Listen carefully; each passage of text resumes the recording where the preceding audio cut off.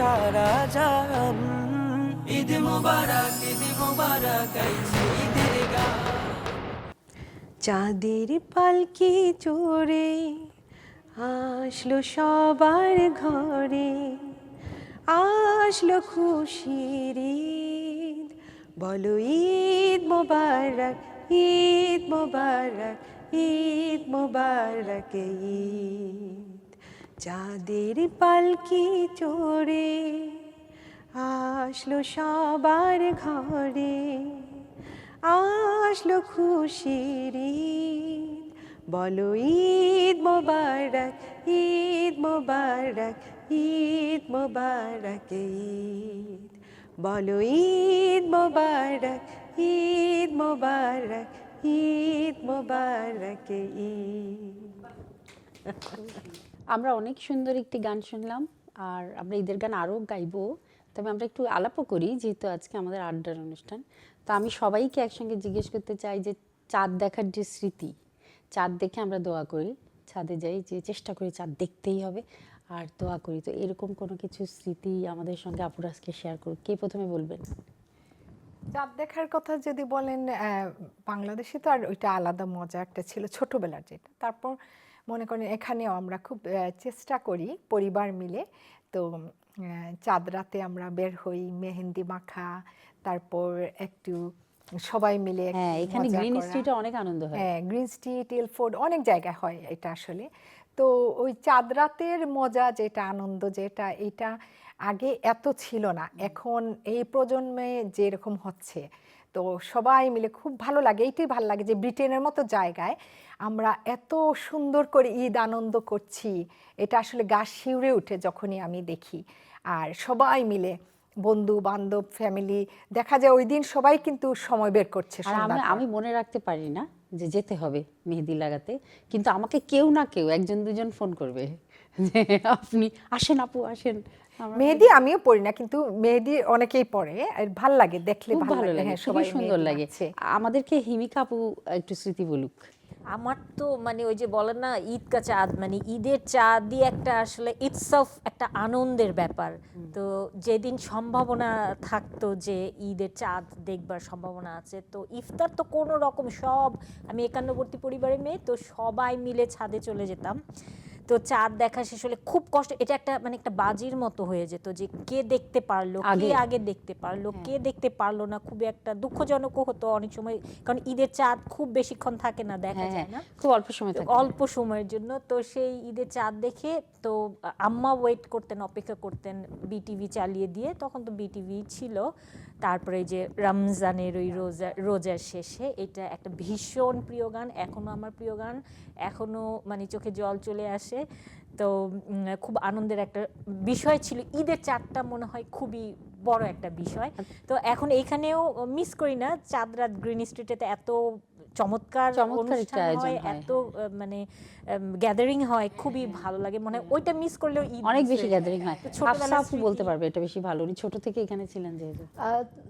আগে কিন্তু চাঁদ রাত হতো না এখানে। তো কত বছর থেকে হয় এখন, কত বছর? গত 10-12 বছর ধরে, নিয়ারলি 15-16 years। আগে কিন্তু আমি যাই নাই কখনো, আগে আমি কখনো যাইনি, শুনেছি বাট যাওয়া হতো না। বাচ্চারা ছোট ছিল, তাদেরকে কোথায় রেখে এত রাত্রে যাব, তো এইটাই একটা সমস্যা ছিল। কিন্তু এখন বাচ্চারা তো বড় হয়ে গেছে, তারা কিন্তু সমস্যা যে আমরাও বড় হয়ে গেছি। আমরাও বড় হয়ে গেছি, আমরা বড়, আমরা বড় হলেও আমার মনে হয় আমি চাঁদ, চাঁদের ঈদ ঈদ বলেন, চাঁদ রাত বলেন, ওই সময়টাতে না আমি আমার ওই নস্টালজি, আমি আগের ইয়েতে চলে যাই আসলে। আমার মুখে তুমি যেটা বলছিলা যে 7-8 বছর আগে বা আরো আগে শুধুমাত্র গ্রিন স্ট্রিট বা ইলফোর্ড লেন এসব জায়গাতেই মেহেদি দেওয়ার একটা কালচার ছিল, কিন্তু এখন কিন্তু এটা ঘরে ঘরে জায়গায় মানে যারা একটু দূরে থাকেন, আমরা যারা একটু লন্ডনের থেকে একটু বাইরে থাকি, হয়তো অনেক সময় গ্রিন স্ট্রিটে আমরা আসতে পারি না, তখন দেখা যায় আমরা ফ্যামিলি ফ্রেন্ডসরা বাসাতেই একটা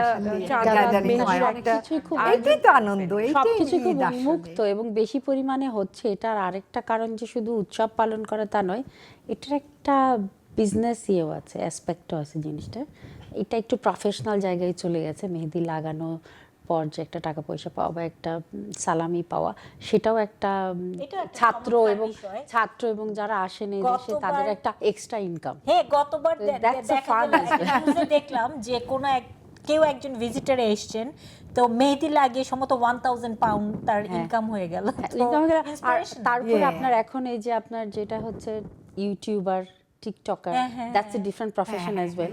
তো ওরা আবার খুব আনন্দ নিয়ে ওখানে গিয়ে ভিডিও করে বেশ ভিউ হয়। যে কারণে এখন প্রচারটা আরো বেশি, অনেক সবার কাছে এখন চাঁদ রাত, মেহেদি দেওয়া, এটা যত না বেশি আগে ছিল, এখন মনে হয় এটা একটা ট্র্যাডিশন। হ্যাঁ, মানে ঘরে ঘরে আর কি এটার একটা আয়োজন থাকে। ট্রেডিশন আমাদের উন্মুক্ত হোক, সকলে আসুক। ট্রেডিশনটা এখন ট্রেন্ড হয়ে গেছে। Trend হয়ে গেছে, হ্যাঁ, আমাদের ট্র্যাডিশনগুলো উন্মুক্ত হোক, সবাই আসুক, ট্রেন্ড যারা পছন্দ করেন তারাও আমাদের ট্র্যাডিশনগুলো পিক করুক, কিন্তু একটা খুব সুন্দর জায়গায় এবং খুব মৌলিক জায়গায় যেন থাকে। আমরা এটাকে বিকৃত না করি বেশি, এটাকে এত বেশি না করি যে পরে আর কারো ভালো না লাগে।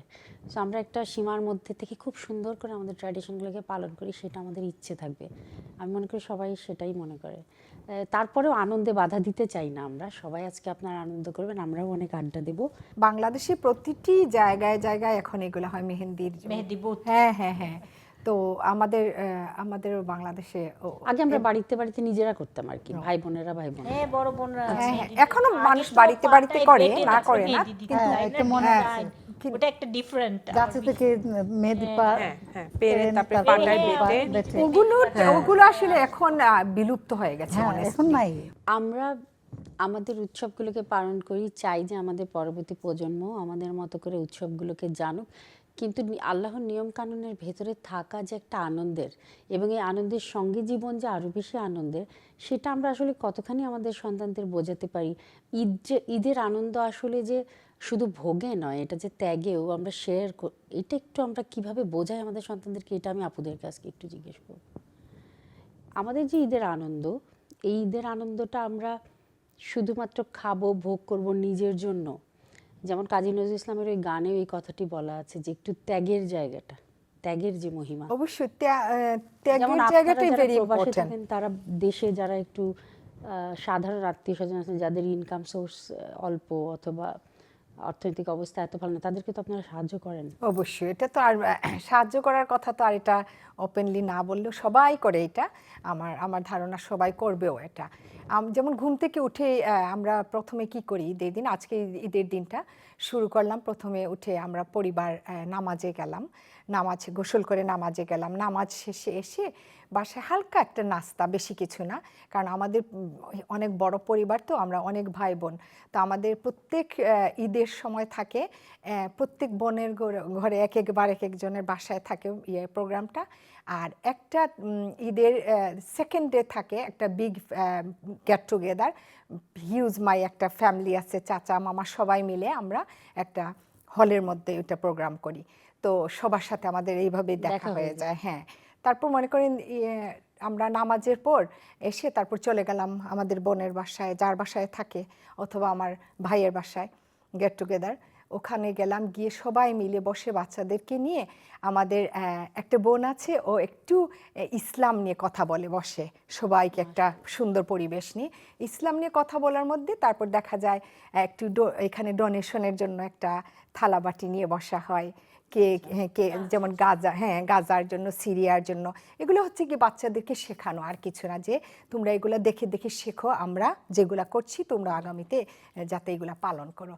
এই তো বাস। They learn charity. হ্যাঁ, চ্যারিটিটা শুধু নিজে করলেই হয় না, বাচ্চাদেরকে উৎসাহিত করতে হয়। হাফসাপুর কাছে আমি যাই যে আপু, আপনারা তো এখানেই ছোট থেকে, বাংলাদেশের সঙ্গে ঈদের দিনে ফোন আলাপ, কমিউনিকেশন, এটা কেমন হয় আপনাদের?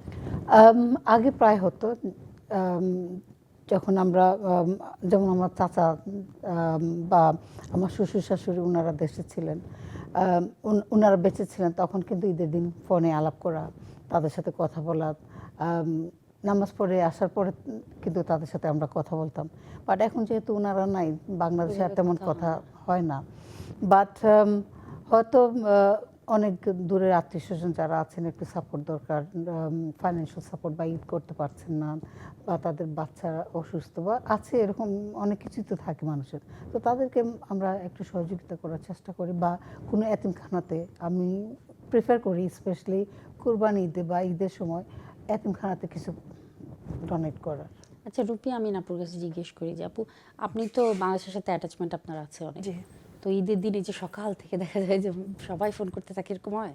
হ্যাঁ, ফোনটা আসলে সবাই তখন করেন না, কারণ ঈদ তো আমাদের একদিন আগে হয়ে আগে যায়। পরে হয়ে যায়। তো যে কারণে আমরাই বাংলাদেশে ফোন ঈদের করতে দিন থাকেন। ফোন করি, আর ঈদের পরে যেদিন বাংলাদেশে ঈদ থাকে সেদিনও আমরা বাংলাদেশে আবার ফোন করি।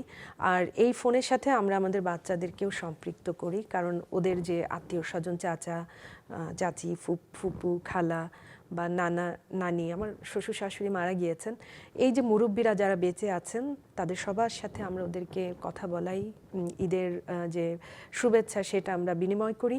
আর যেটা আপনি বলছিলেন এর আগে পলি আপাকে, যে বাংলাদেশে যে টাকা গরিব মানুষকে যে দান করা যে ব্যাপারটা, এটা আসলে আমরা রোজার শুরুতেই সেরে ফেলি, কারণ অনেক আত্মীয় স্বজন, রোজার মাসটাই আসলে সকলে, কারণ অনেক গরিব আসলে আমরা তো বাংলাদেশ থেকে এসেছি, আমাদের আত্মীয় স্বজন সবাই যে রিচ বড়লোক সেটা তো না, আমাদের গ্রাম আছে, আমাদের ওই জায়গাতে আমাদের অনেক গরিব প্রতিবেশী আছে, আত্মীয় স্বজন আছে, আমরা তাদের খবর রাখি এবং পুরো রোজার মাসে যেন তারা রোজা রাখতে পারেন সেজন্য রোজার যে টাকাটা, আমাদের যে জাকাত ফাতরা, এটা আমরা আসলে চেষ্টা করি রোজার আগেই বাংলাদেশে পাঠিয়ে দিতে, যেন তারা পুরো রোজার মাসটা খুব ভালোভাবে ইফতারি এবং সেহরি খেতে পারে।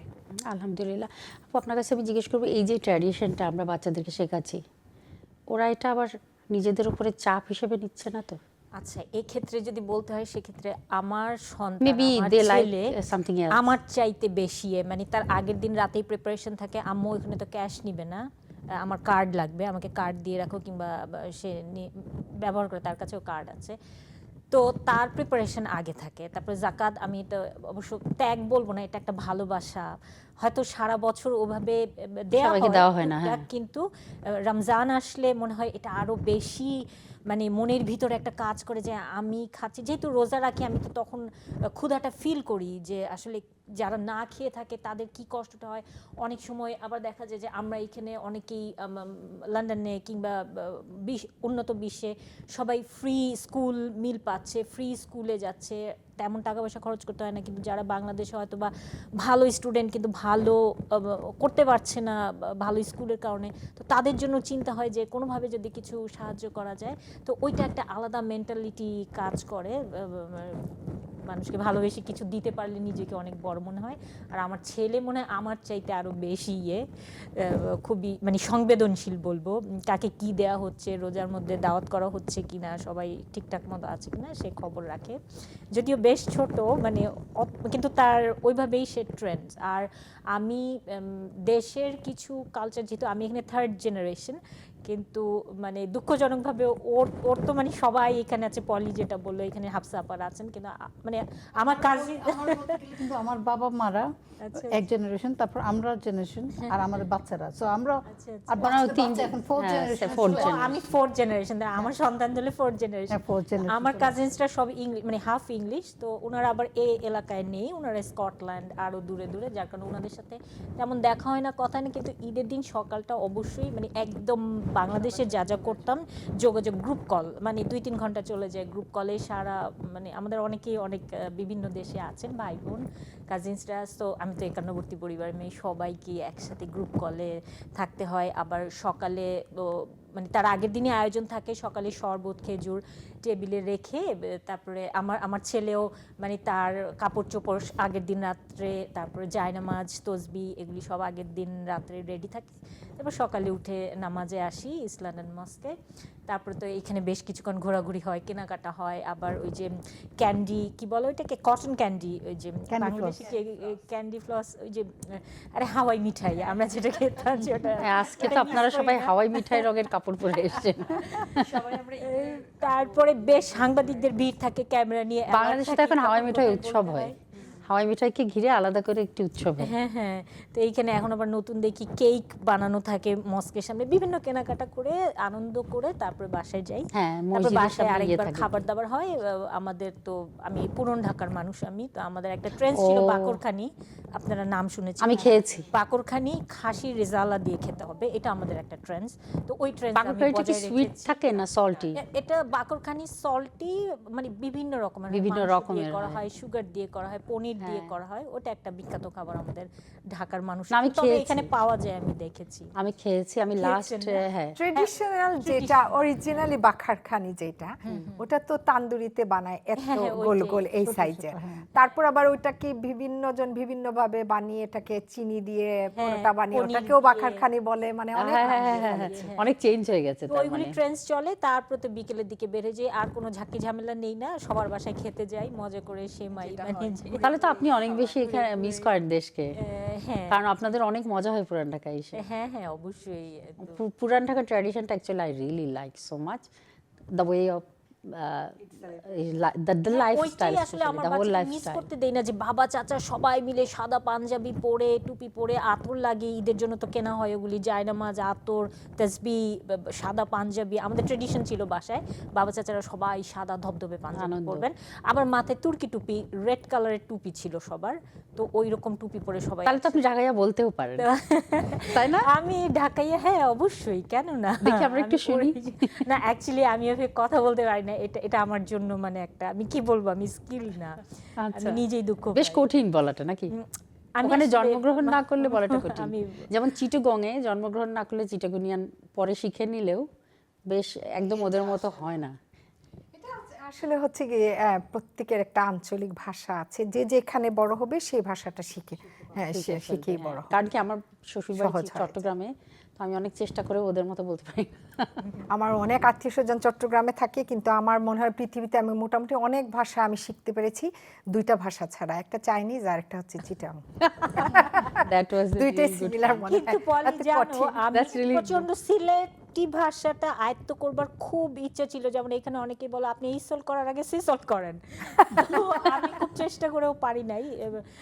সিলেটের ভাষাটা আমার শিখবার, যেহেতু আর আসলে আসলে ওটা জরুরি না যে যেটা মানে সব যে কোনো ভাষা শেখা তো জরুরি খুবই ভালো, বিষয়টা খুবই তেমন না। আনন্দের। সিলেটি শিখতে পারলে মানে মজা আছে, আন্তরিকতার কারণ একটা সিলেটি বিষয় কমিউনিটি আছে। এত বড় না, অনেক আনন্দ আমরা করে সব সবার সাথে গল্প আমাদের করা যায়। সবচেয়ে ভালো লাগে আমরা যে বাংলা কথা বলতে পারি এই দেশে, এই যে বাংলায় হ্যাঁ, এটা ঈদের আড্ডা দিচ্ছি, বাংলায় কথা বলছি, হ্যাঁ, আপনাদের আলহামদুলিল্লাহ। সবারই বাংলা ভীষণ ঈদের দিন ভালো। চলে আসছি এরকম একটা অনুষ্ঠানে অংশগ্রহণের জন্য, কলিগদের সাথে হ্যাঁ, দেখা হচ্ছে। ওটাই। আর বাকি যেটা এক একটা অঞ্চলের কথা যদি শিখতে পারি ওটা হচ্ছে বোনাস। আমি আমরা অনেক আনন্দ আড্ডা দিলাম, আমরা অনেক কথা বললাম, অনেক কিছু শেয়ার করলাম, চাঁদ দেখা থেকে শুরু করে আমাদের খাওয়া দাওয়া, আমাদের জীবন, আমাদের বিগত জীবন এবং বর্তমান জীবন নিয়ে আপনাদের সঙ্গে কথা বললাম। কিন্তু আমার একটা জিনিস খুব বলতে ইচ্ছে করছে, যে যখন আমরা মসজিদে যাই, ঈদের নামাজে যাই বা জুম্মার নামাজে যাই, মসজিদটা ভরে যায় এত মানুষে, প্রতিটা মানুষ আল্লাহর দিকে যেতে চান, কিন্তু এই যে আল্লাহর দিকে যাওয়ার যে ইচ্ছে, তার প্রথম শর্ত হচ্ছে যে আপনার উপার্জন পবিত্র হতে হবে, আপনার জীবন যাপন পবিত্র হতে হবে, আপনার ভাবনা পবিত্র হতে হবে। আপনি অনেক উপার্জন করেন যদি অসৎ উপায়ে, আর অনেক দান করেন, সেটা কতখানি আল্লাহর কাছে গ্রহণযোগ্য হবে আমি জানি না, এবং এরকম কোনো নিয়ম আমি শুনিনি কোথাও। সুতরাং আপনার উপার্জন, আপনাদের উপার্জন, আপনাদের পরিবারে যে উপার্জন করছে বা আপনি করছেন, সেটা অবশ্যই সৎ পথে হোক, এই আমাদের কামনা থাকবে, যাতে ওই উপার্জনের আনন্দ আমরা সহ আমাদের আত্মীয় স্বজনরা খুব ভালোভাবে অনুভব করতে পারি, উপভোগ করতে পারি। আজকে আমাদের এই আয়োজন থেকে, ঈদ আনন্দ থেকে আমরা বিদায় নিচ্ছি, আর সকলকে ধন্যবাদ আমাদের সঙ্গে থাকার জন্য। আর আপুরা যারা স্টুডিওতে ছিলেন তাদেরকে অনেক অনেক ধন্যবাদ। আপনাদের সবাইকে ঈদ মোবারক। আমরা চলে যাব কাজী নজরুল ইসলামের একটি গান, খুব জনপ্রিয় বাংলাদেশে, রমজানের ওই রোজার শেষে এটি গাইতে গাইতে, যেহেতু আমাদের সঙ্গে রুপি আপু আছেন যিনি খুব ভালো গান করেন। আর তার আগে আমরা সবার থেকে একটু শুভেচ্ছা নিয়ে নিই।